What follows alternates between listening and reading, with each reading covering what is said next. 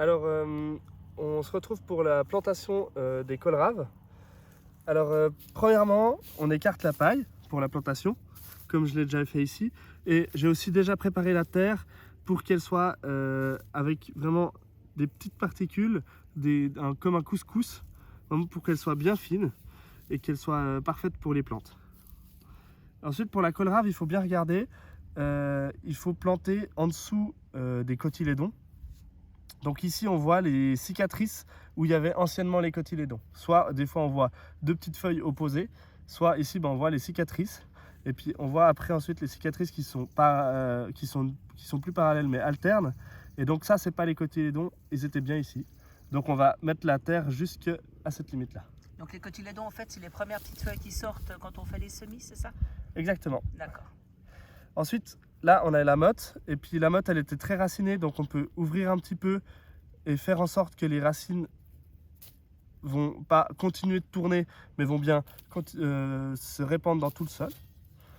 La motte, elle est bien humide parce que juste avant de la prendre dans le bac, il était bien arrosé pour qu'elle n'ait pas de sec mouillé, vraiment des espèces de chocs de température comme ça.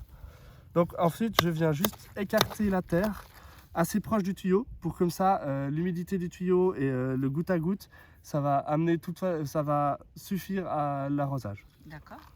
Donc on vient mettre dans le trou jusqu'au cotylédon. Hop.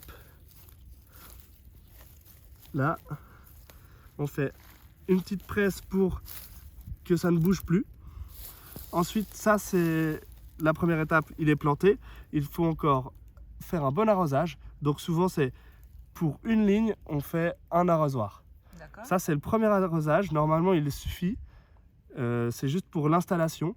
Et après c'est en cas de météo extraordinaire, il faut rester vigilant et bien regarder les plantons. Et si jamais les feuilles flétrissent, etc., et là il faut venir suivre avec un nouvel arrosage. Mais normalement ça devrait suffire avec le goutte à goutte. D'accord. Puis là on repaille une fois qu'on a bien arrosé. Et une fois que c'est terminé, qu'on a arrosé, on va venir refermer la paille autour de notre planton pour garder l'humidité. Super, merci beaucoup.